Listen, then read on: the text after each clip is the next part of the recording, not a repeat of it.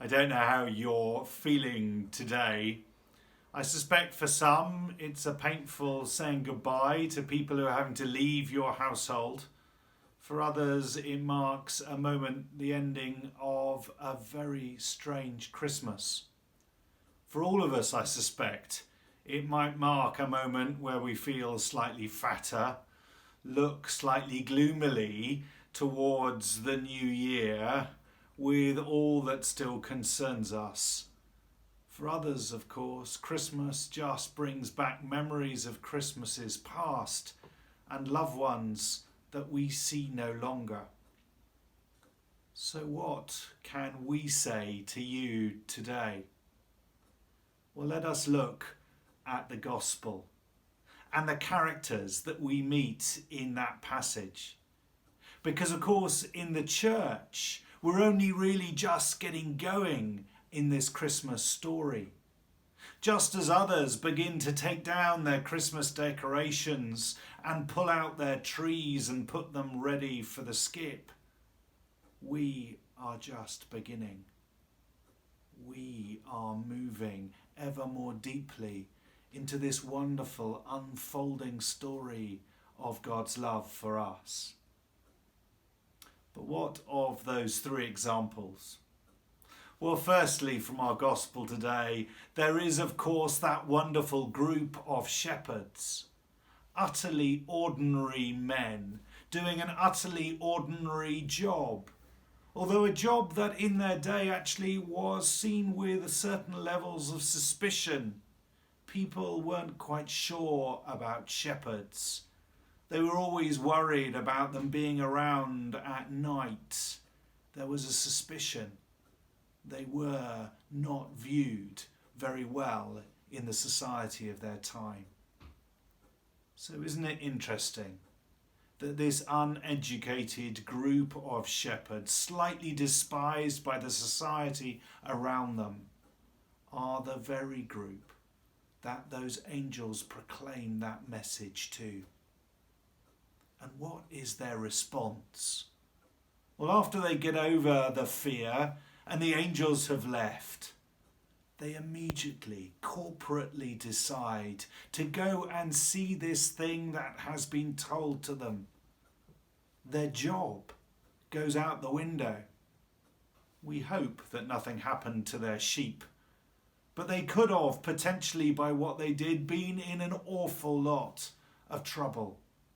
And yet they go with haste, and they stand, and they see the incarnation, God amongst us. They believe completely in the depths of their hearts. They are filled with joy at what they see in front of them. And so should we. That God loves us so much that he comes amongst us in human form to live a life like ours, to experience it, but to glorify it, to pull our humanity into his divinity, for us to be joined with him forevermore. The incarnation will, of course, lead to the cross. But those shepherds are filled with a real joy. And just like genuine joy, which is so closely linked to that emotion of love, they simply cannot contain it. Imagine the scene as they run into the local town to proclaim what they have seen in the early hours of the morning. Imagine those people hearing these strange people of the night dancing for joy, proclaiming what God has done. We too are called to do likewise. In the darkness of this world, in the uncertainty that is all around us, we are called as the church, you and I, to proclaim that incredible message of light and love and peace and joy and goodwill.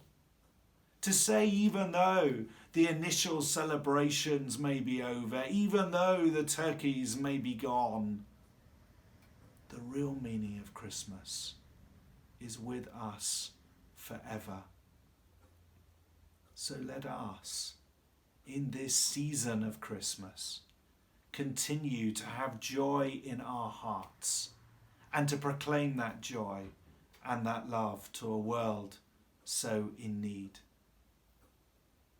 The final message is the message of Mary, who we hear ponders all these things in her heart.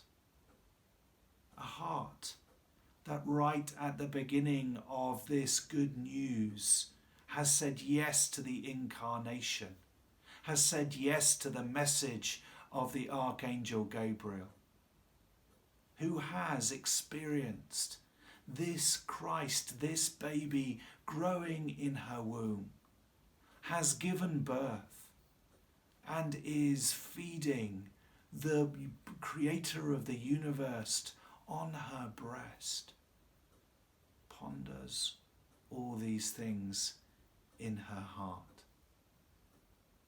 And we too are called to ponder the magnitude, the sheer depth and height and wonder of God's love.